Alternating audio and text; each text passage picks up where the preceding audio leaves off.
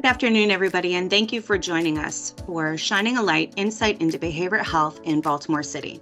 This presentation was originally developed for an audience to include assisted living providers, housing providers, and community members who might be interested in how to get help for other community members who might need assistance in getting resources in Baltimore City for behavioral health issues.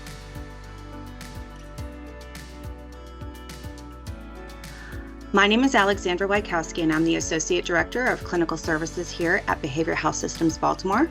Part of my role is to oversee some of these kind of community presentations, as well as the capitation project and residential rehabilitation. And I'm going to ask my colleagues to also introduce themselves, and I'm going to start with Samirah. Hi, I'm samirah.abdul-fattah, and I'm the Community Engagement Coordinator. I work with the Central Maryland Crisis Response System, and it operates in 4 jurisdictions: Baltimore City, Baltimore County, Howard, and Carroll counties. And I'm going to pass it off to Gwen. And good morning, my name is Gwen.Brown. I'm also a Community Engagement Coordinator, and my role at BHSB is to sort of be a go-between between community and BHSB to talk about what people like in community, what they don't like, to bring resources, to go into communities to try to destigmatize receiving help around behavioral health issues. And if you need someone to come out and present, myself or Samirah can do that. And we also can be contacted if you need help for resource fairs or anything like that, or to come into your buildings and to give resources. We can do that as well. And then I'm going to introduce you to my other colleague, John Crouch. Hello, everyone. My name is John Crouch. I'm the Clinical Services Coordinator here at Behavioral Health System Baltimore. Similar to Alex, one of my primary roles is supporting both our residential rehabilitation program as well as our capitation program. And one of our also big roles in clinical services is doing care coordination between hospitals as well as community providers. And I'll pass it to Montressa. Good morning, and hello, everyone. My name is Montressa Trips, and I am the Community Education Coordinator. I work in the Policy and Communications Department, where at this moment I am the Mental Health First Aid Trainer.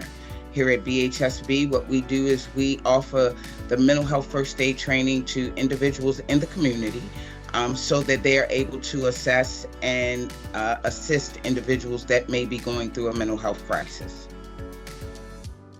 And I turn it back over to you, Alex. Thank you. So you may be asking yourself, who is Behavioral Health Systems Baltimore? We're a nonprofit organization tasked by Baltimore City to perform the function of managing Baltimore City's behavioral health system. That's a system of care that addresses both the emotional health and well-being of its community members and provides services for individuals with both substance use and mental health disorders. BHSB works really hard on our vision, mission, and values. Our vision is to, we really envision a city where people thrive in communities that promote and support behavioral health wellness. And our mission is that we work to develop and implement and align resources, programs, and policies that support the behavioral health and wellness of individuals, families, and communities. Through our work, we make sure that we are always implementing our values of integrity, equity, innovation, collaboration, and quality. The core functions of the work that we do here at Behavioral Health Systems Baltimore are to do things such as this, which include public education around behavioral health systems, resources available to the community. We also participate in advocacy and planning. We manage public funds, so those are funds that come from the state and make sure that they get out to the community so that we're serving the community well. We really manage public local partnerships, and we provide an overall system management for the behavioral health system within Baltimore City. In context, there is the Maryland Department of Health, and then under that is Behavioral Health Systems Baltimore. So we often get a lot of our leadership from the Maryland Department of Health. We then, within the local system of Baltimore City, take that guidance and make sure that that guidance is then offered to the behavioral health organizations within the city, who then provides individual services to individuals, families, and communities. And this is a really great quote here where I just want to take a moment and really allow people to sit with this for a second, because often in the community, when someone is asking you, how you doing? We often are very quick to say, I'm okay. But when we think about it, we're often not okay. And our immediate response is to say, I'm okay. And we just want to acknowledge here at Behavioral Health Systems Baltimore that it is okay to not be okay. And acknowledging that is the first step in both getting resources for you and for your loved ones, and for destigmatizing the need for behavioral health systems throughout our communities. And I'm going to go ahead and pass this over to my colleague, Gwen. Thank you, Alex. And so we want to talk about what behavioral health even is. So behavioral health refers to an individual's emotional well-being, their resiliency to adapt to the demands of life, and it's also generally referred to around issues related to mental illness and substance use.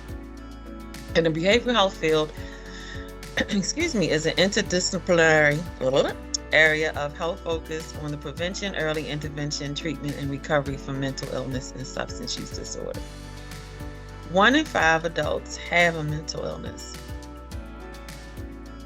and 1 in 8 adults have a substance use disorder. In Maryland in specific, there's an estimated 758,000 people who have a mental illness and 394,000 who have a substance use disorder. From 2017, 630 people died by suicide, which was an increase from 586 in 2016. And the number of drug and alcohol-related intoxication deaths occurred in Maryland increased in 2018 for the 8th year in a row, reaching an all-time high of 2,406 deaths. In Baltimore specifically, 75,570 people access mental health and or substance use services throughout the public behavioral health system. 8,268 uninsured people were served, and 65,000 people, 87%, received outpatient mental health and substance use treatment services. And these stats are also from 2017. And like Alex talked about, we really want to see past the stigma. Mental illness and substance use disorders are brain diseases and not moral failings.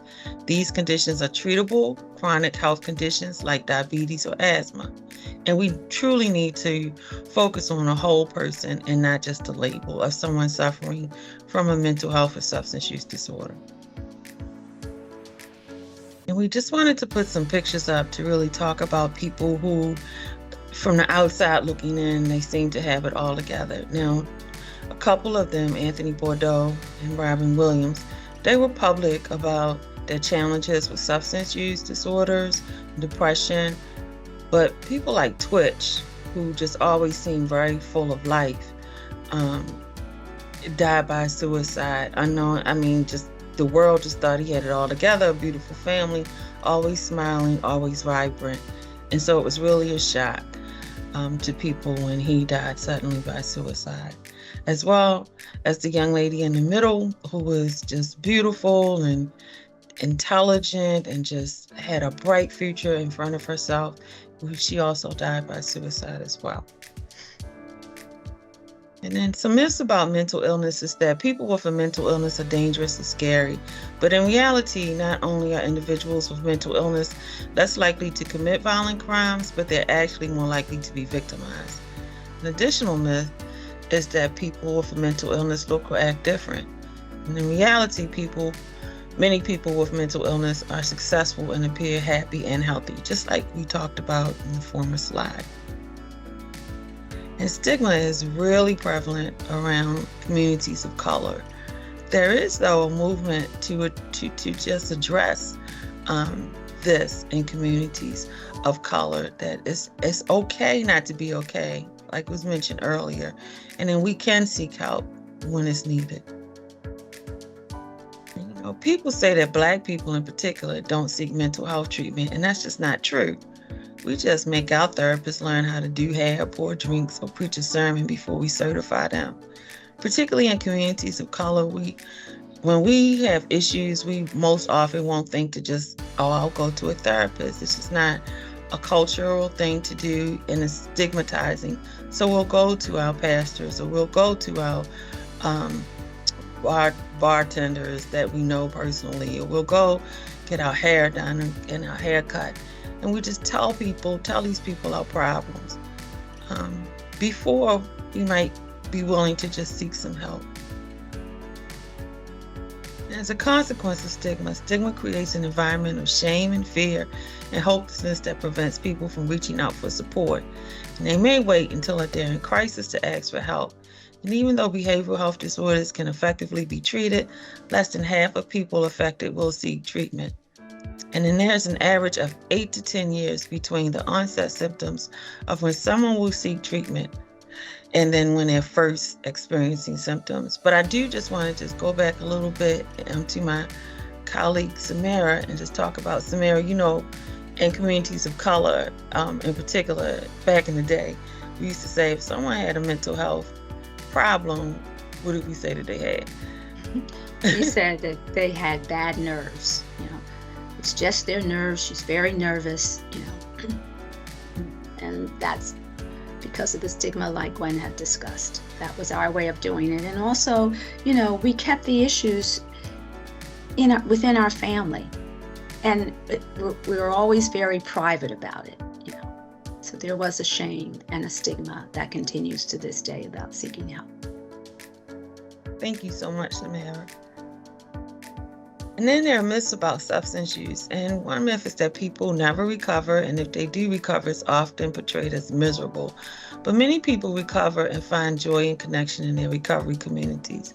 And then there's the myth about medication-assisted treatment, or MAT, that you're just substituting one drug for another. But in reality, many people successfully recover with medication and go on to live happy and productive lives. And we really thought that we should highlight this because there's also a stigma around who suicide and who overdoses impact. And we often don't think of it impacting communities over 65. But this slide indicates that drug overdose deaths in adults ages 65 and over have risen very high, specifically since 2020. And then I'll just read this little status. Between 2000 and 2020, age-adjusted rates of drug overdose deaths for adults aged 65 and over increased from 2.4 to 8.8 deaths for 100,000 in the standard population. And we really want to change the narrative. So our actions and our words make a difference. We can spread compassion and not judgment. If someone speaks up to you, show kindness and empathy and listen. Meet people where they are. And then don't trivialize behavioral health disorders. And our language, again, is so important. So instead of saying someone is addicted or an addict, we can say this is a person with substance use disorder or a person who uses drugs, not refer to people as crazy, psycho, or mental, but persons with a mental health illness. Not say that someone tested dirty, but tested positive for drug use. Instead of saying clean, say abstinent. Instead of saying that someone was a former addict, we say a person in recovery. Instead of saying someone committed suicide, that someone died by suicide. And substitution replacement therapy is medication-assisted treatment, or MAT. This slide displays what we really all went through in 2020. So there is a group of health workers who are in PPE, and we just talk about how they suffered an extremely high level of PTSD. And this slide was taken in this reference was taken from NBC in March 27, 2020, and it indicates that coronavirus pandemic could inflict emotional trauma and PTSD on an unprecedented scale was scientists. That scientists warned at that time. And we see that it's happening and that it is true. And on the other slide, we talk about police brutality and more sorrow. So in 2020 in specific, but not just 2020, we were at the height of 2 double pandemics. So there was, of course, coronavirus, and then there was the pandemic of racial injustice that we all experienced, that we experienced in 2020. And we really want to talk about how racism does impact our mental well-being. So systemic racism is the institutionalization of racism through policies and practices that show up in all of our systems. And it's through systemic racism that mental health issues arise and are maintained. So in every system, racism impacts each system. So it's the educational system, it's the medical system, it's all systems racism systemically impacts and creates harm to our mental health. But it's not just big ways that this happens. It's microaggressions that you experience every day. It's being in a restaurant and all of the white people around you are served and you aren't. It's all of the what seems or appears to be minor things that you just endure every day that does impact us mentally. You know, there's a saying that a steady stream of water wears a hole in a rock. So even though it doesn't appear to be like this big impactful thing like maybe George Floyd, but it's these things that we experience every day, all the time and constantly, which truly can impact a person of color's mental health. And then not only is there racism, but there's poverty as well. And I'm going to ask Samirah to expand more on this, please. Yes, I want to thank you, Gwen, for sharing this quote by James Baldwin. When he says, anyone who has ever struggled with poverty knows how extremely expensive it is to be poor. And by that, it means just that.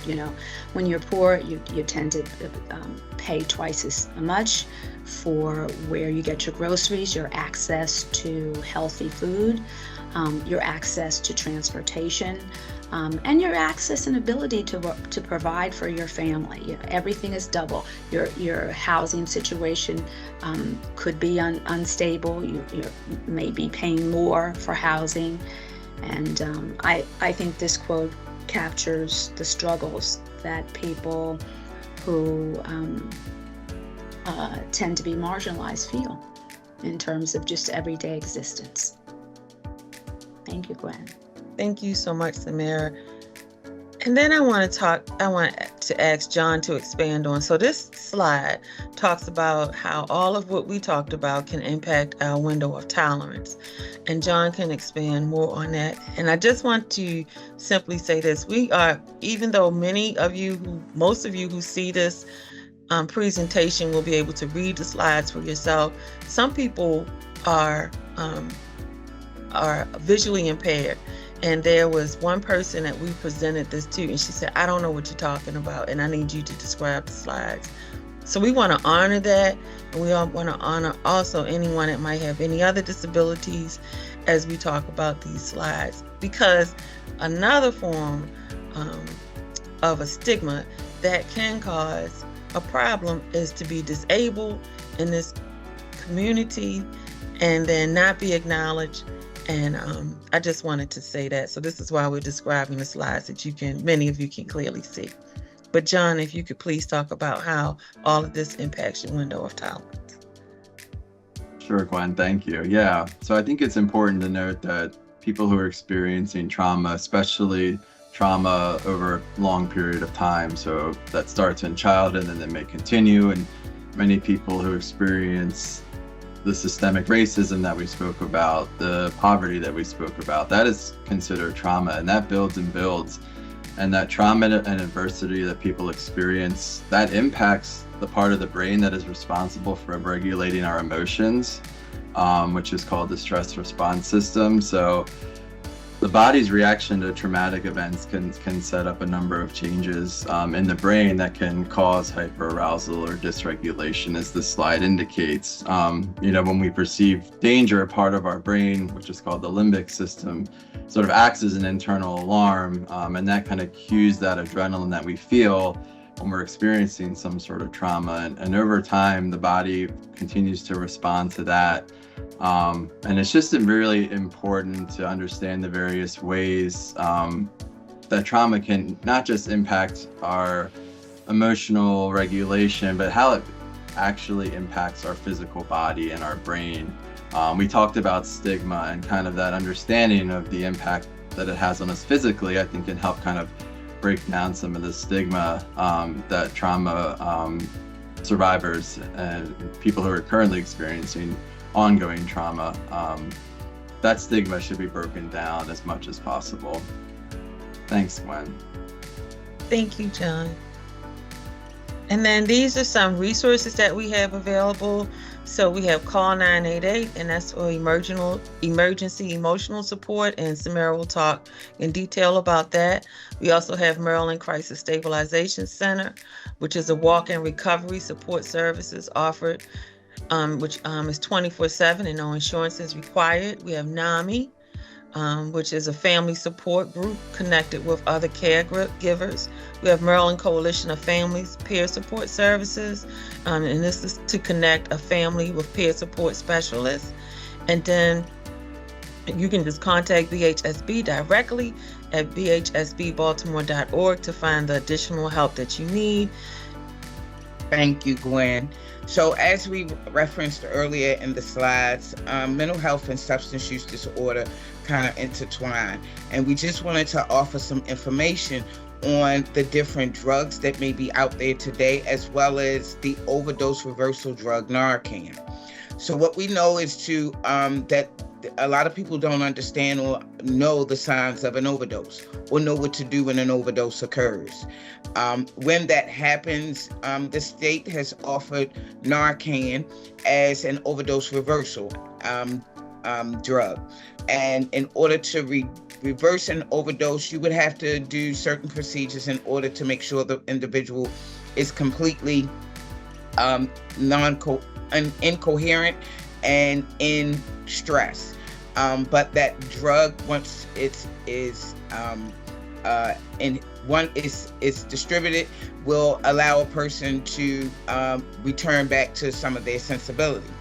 But we know that with the different pandemics and endemics, that substance use disorder is really prevalent, and the changing in the drugs that individuals are digesting today is critical.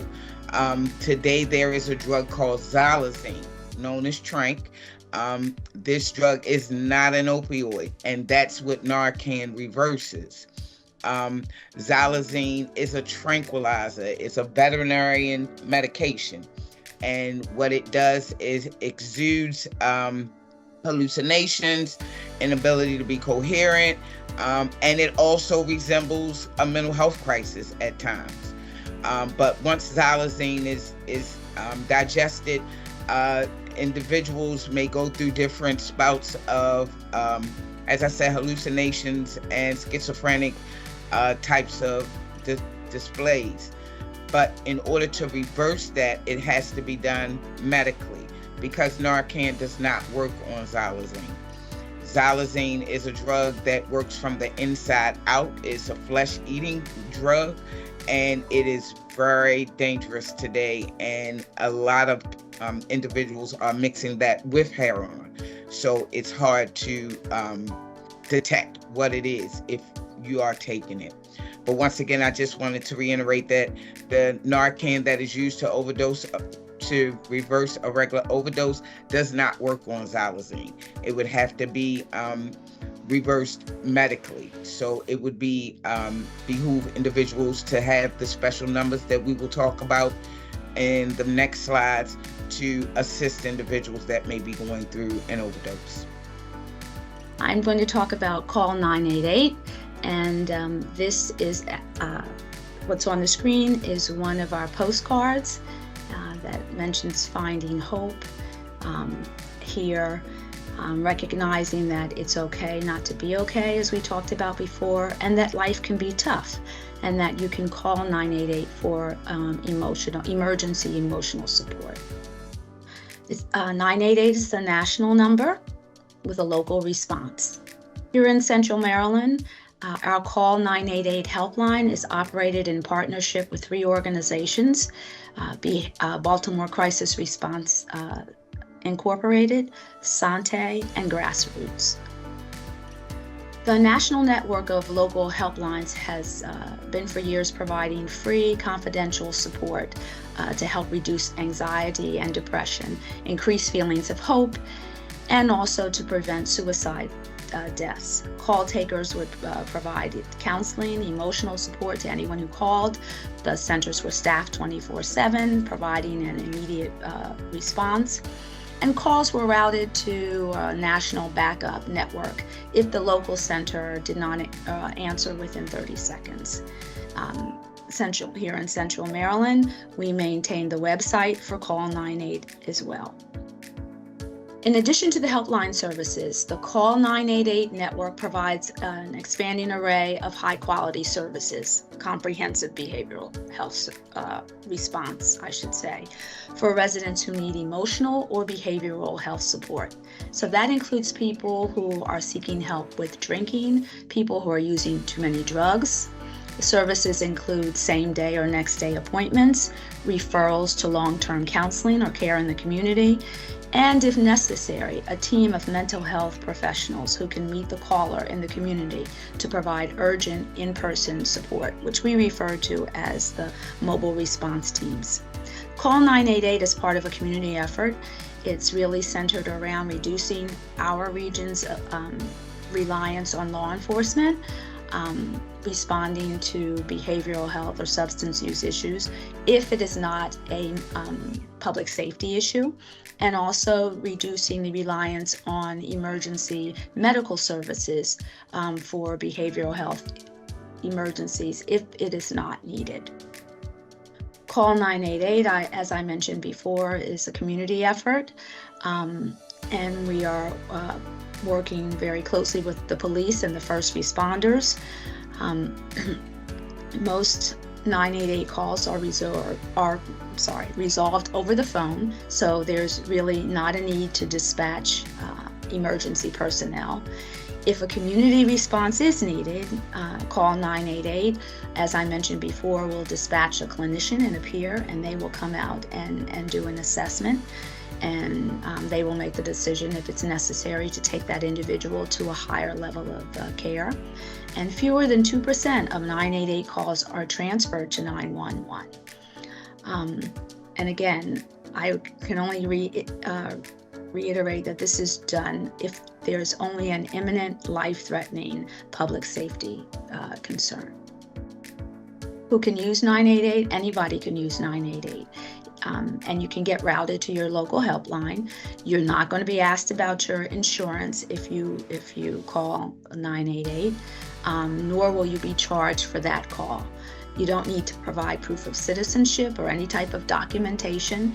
Help is available in other languages, and help is available, as Gwen mentioned before, for people who are hard of hearing or blind. There are specific numbers when you, I'll get into that more when we talk about the slide when you call. There is a difference between 988 and 911. You call 988 when you or your loved one are having thoughts of suicide, you're feeling lonely, sad, or depressed, you're having relationship problems or issues, drinking too much, using too many drugs, you're feeling anxious, you might be coping with trauma. You would call 911 if you're experiencing a life-threatening emergency or in need of EMS services. That has not changed. How to promote Call 988? There are many ways that we do this. There are important parts of Call 988 services. We're very fortunate in our region, which includes Baltimore City, Baltimore County, Howard, and Carroll counties, that we have a very robust community engagement teams. And we've done our homework. We've learned what residents are more We learned that residents are more likely to call 988 for emergency relief and services, especially in emergency. They like the fact that it would be help would be personalized, tailored to their concerns and their situation, and that the call to the helpline would be safe, supportive, and confidential, and that the calls would be answered by specialists who are experienced in mental health care. And in the previous slide, I mentioned a range of reasons why people might need to call. And framing, it's important, I think, that we also frame help seeking as brave. When you're talking about call 988 takes a different approach than other crisis lines. We use words that are hopeful and descriptions. We include suicide prevention as only one of many reasons people might want to call the health center or can call the helpline. We normalize help seeking to reduce stigma. Everyone needs help sometimes. We call it a helpline, which makes people feel that it's safe and supportive. And we avoid words like crisis and struggle, in which people have told us through the research that they could be triggers for them, making them feel stressful and overwhelmed. Language that resonates with local communities, using words like specialist or professional, stating that seeking help for behavioral health and substance use is an emergency. As I mentioned before, the help is safe, it's supportive, it's confidential, and it's also helpful to use plain language when you're talking with community members about call 988, like words like depression or anxiety, drugs or alcohol. So this is important. What happens when you call 988? Well, you'll hear a little message telling you that you've reached 988. You may have a little hold music, you may not. You'll be prompted to ask if you're a veteran, and then you would be directed to press 1. If you speak Spanish, you would be directed to press 2. And if you are an LGBTQ,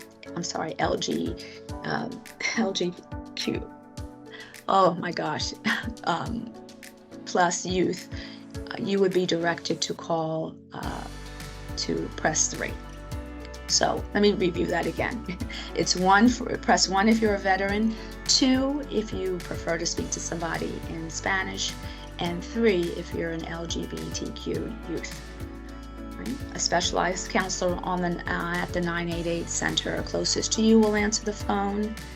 As I mentioned, they are trained, and you will be sent to a backup if the local center is not available and does not answer the call within 30 seconds.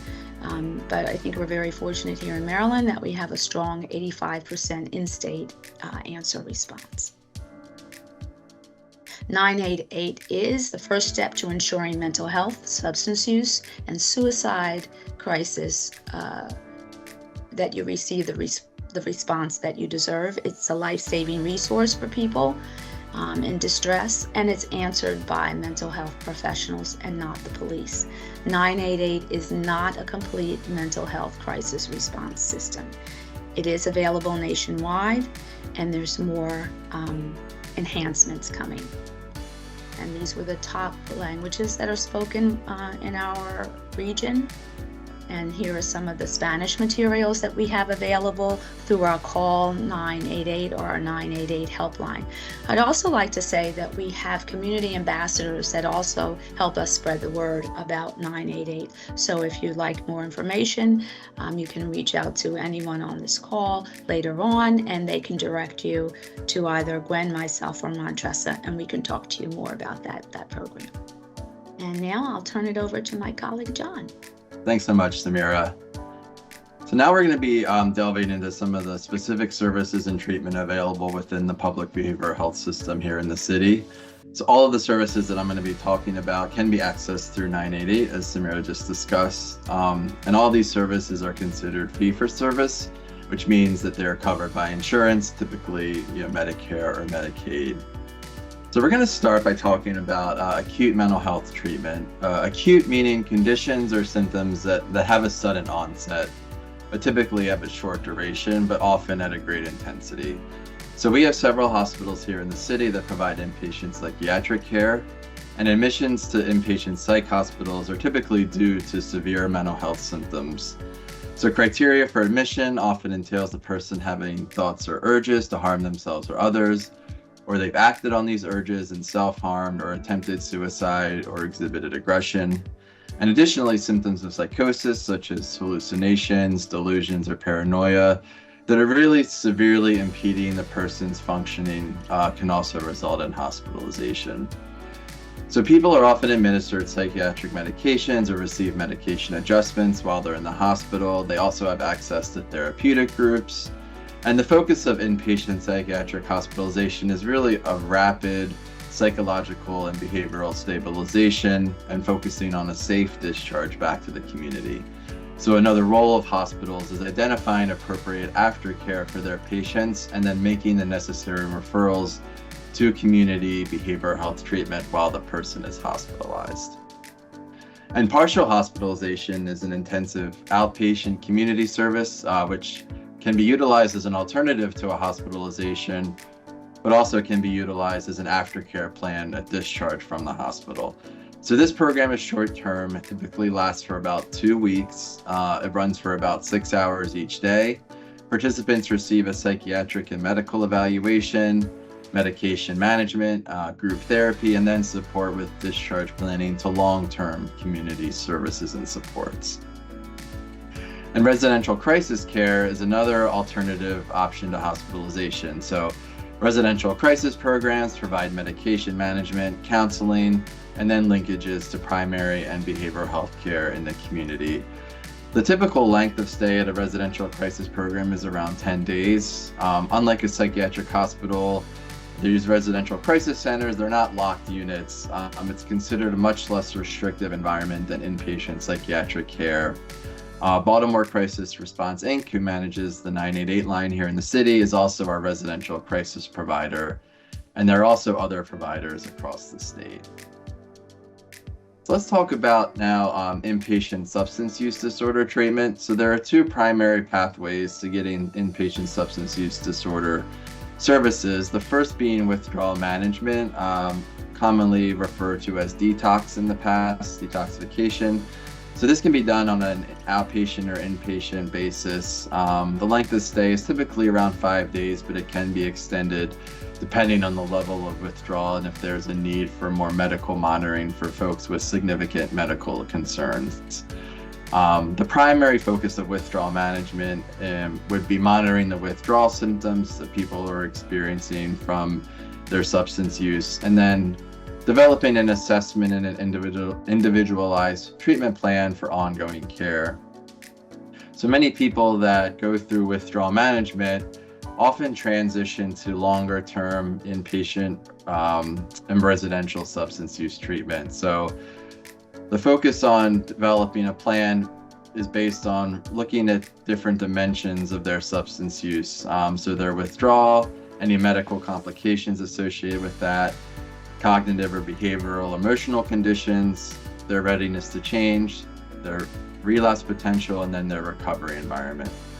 So this assessment based on these areas is determined to see how intensive the residential treatment that they need is required. So do they need a 30-day program? Do they need a 60-day program, etc.? But all of these treatment programs require 24-hour care, and the staffing models and the structure would vary by the level of need as indicated in the assessment that we discussed. So I'm now going to talk about some ongoing community-based treatment for both mental health and substance use disorders. So assertive community treatment, or ACT, as well as mobile treatment, are two programs that provide what's referred to as wraparound services for individuals with severe and persistent mental illness. So this means that anybody on an ACT team, which can include a case manager, a therapist, a registered nurse, a psychiatrist, an employment specialist, a substance use disorder counselor, that team will meet the individual receiving services anywhere in the community. So they can come to their home instead of the person having to go to an office, or they can meet them at a community site based on the person's preference. And this can be from everything from the medication management to therapeutic services. So We often consider assertive community treatment for people who have demonstrated difficulty participating in traditional outpatient settings. So a lot of times we identify transportation as a barrier. If somebody has difficulty getting to a traditional mental health outpatient site, ACT could be considered for them. And this is often considered for people who are frequently admitting to the emergency department, or people who have multiple psychiatric hospitalizations that have had difficulty following up with services in the community.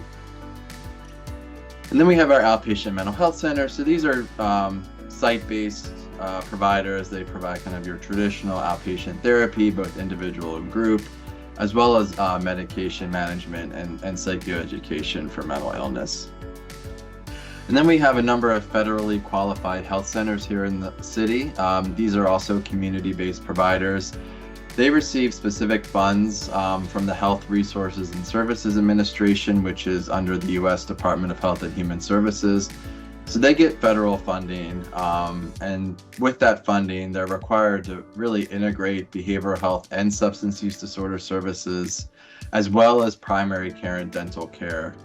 So there's a set of requirements that must be met in order to be a qualified health center, which also includes providing care on a sliding fee scale. So that would support low-income individuals as well as underserved population.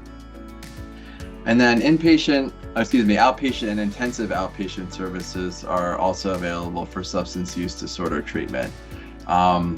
Intensive outpatient consists of both individual and group therapy, as well as case management services and education for about 6 to 20 hours per week.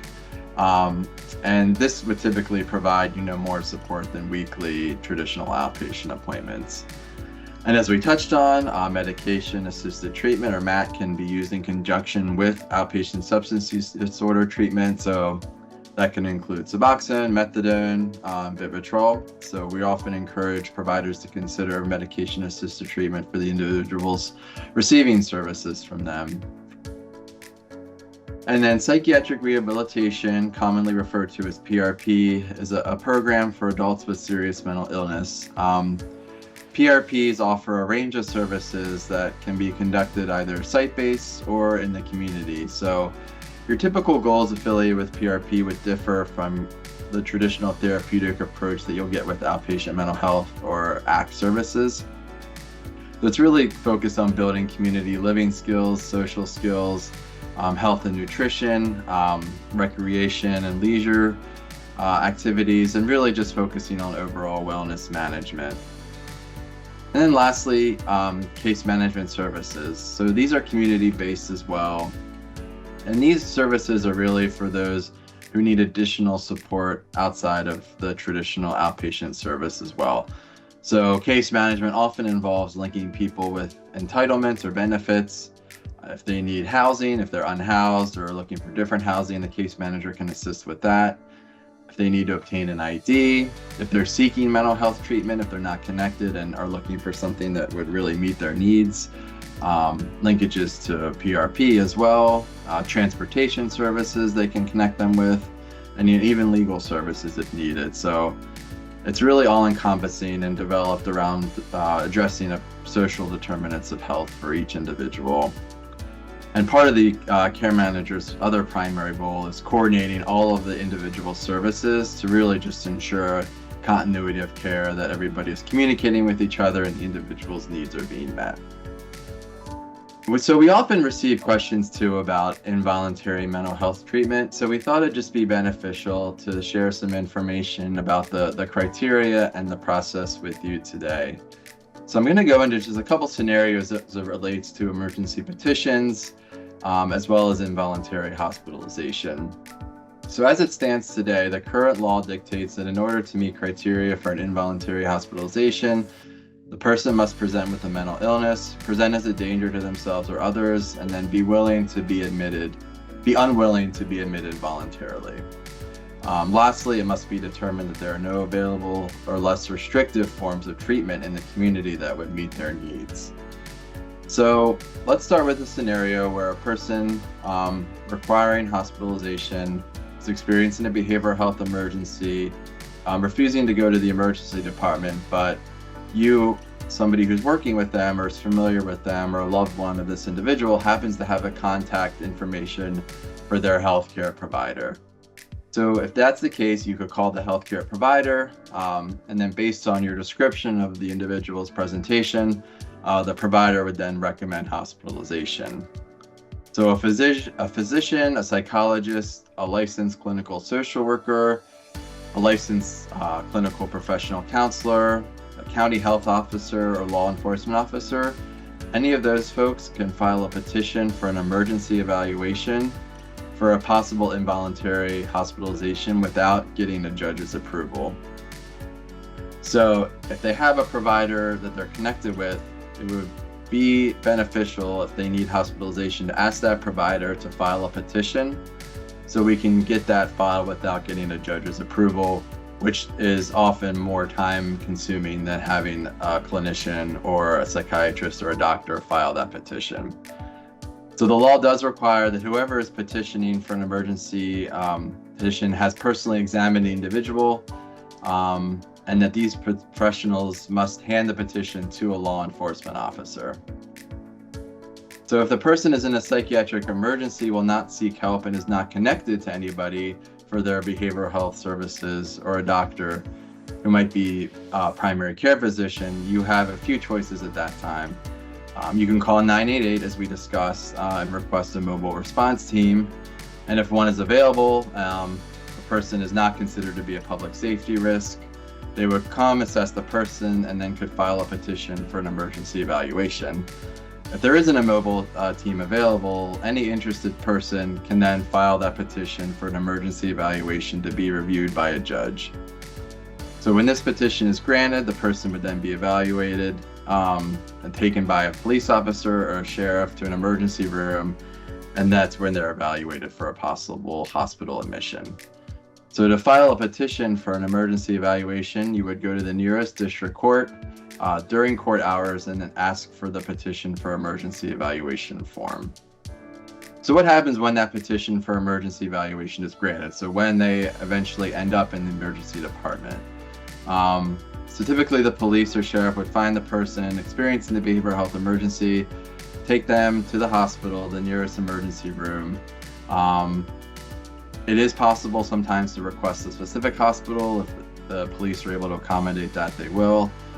It's important to note too that there can be a long delay before the police arrive. So if that's the situation and there may be immediate intervention required, if there's an immediate public safety risk, for example, in that instance, you would call 911 and leave the scene if anybody's immediately at risk.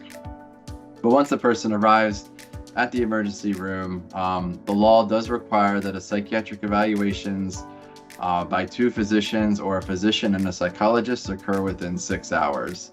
So by law, an evaluee, somebody getting evaluated, may not be kept in the emergency department for more than 30 hours. If the examining physician is unable to have the person admitted to an appropriate facility, the State Department of Mental Hygiene is required to provide the admission within 6 hours of notification. So a person involuntarily admitted to the hospital would then have a hearing with an administrative law judge within 10 days of admission to determine if they still meet the requirements for an involuntary admission. So after 10 days of hospitalization, they could go before the judge, and if the judge decides that they require continuing involuntary hospitalization, they would then retain them in the hospital for a period of time. At any point during the hospitalization, the person has a right to change their status, so they can sign in essentially as a voluntary admission anytime before that hearing with the law judge. So voluntary status would then allow the person to sign out of the hospital unless there's a case where the psychiatrist determines that the person again meets criteria for involuntary admission and decides to recertify them. We did also want to note that there's a small pilot project in the city that allows for involuntary commitment on a community basis. Unlike many other states, there is not a statewide law in Maryland as it pertains to involuntary outpatient commitment. So individuals in this program have to be referred by a hospital. Outpatient providers or other members of the community are not able to make referrals to the program at this time. But the approach taken by the Outpatient Civil Commitment Project here in the city is to pair each participant with a certified peer specialist. So this is someone with lived experience who identifies as having a mental health diagnosis and/or substance use disorder. So we just wanted to note that if anybody you're working with or familiar with, or any of your loved ones who may be hospitalized and you feel like they would benefit from this level of support in the community, you can reach out to us here at BHSB. We often act as an advocate for family members and other community supports. We have the capacity to ask for hospitals to consider referring to this program. Another support that I wanted to mention too is our street outreach program. So this is a team of clinicians and peers who are available anytime to connect people experiencing or at risk of homelessness in Baltimore, connecting them with behavioral health services or benefits or housing. So this team will go out into the community wherever the person frequents, wherever they're at the time. And there's a number that can be called. You can provide details about the person. The team will go out and attempt to engage them. There's also an email address as well as walk-in hours listed here. And now I'm going to hand it over to Montressa. Okay. Thank you for that, John. What can BHSB offer to help? So at this time, BHSB is offering mental health first aid. And what mental health first aid training do is that it teaches you how to identify and understand and respond to the signs of a mental health or substance use challenge among adults. What mental health first aiders also need to understand is that we do not diagnose, we are not doctors, we just assist. We assess for risk, we listen non-judgmentally, we give reassurance and information, we encourage appropriate professional help, and we encourage self-help and other support strategies. We also offer the resources and tools that may be needed to interact with persons in crisis. This process and training informs individuals on how to be there, meet people where they are, and give them the needed assistance. Thankfully, BHSB is able to train individuals to do this within the community on a regular basis and be able to assist individuals that are in need.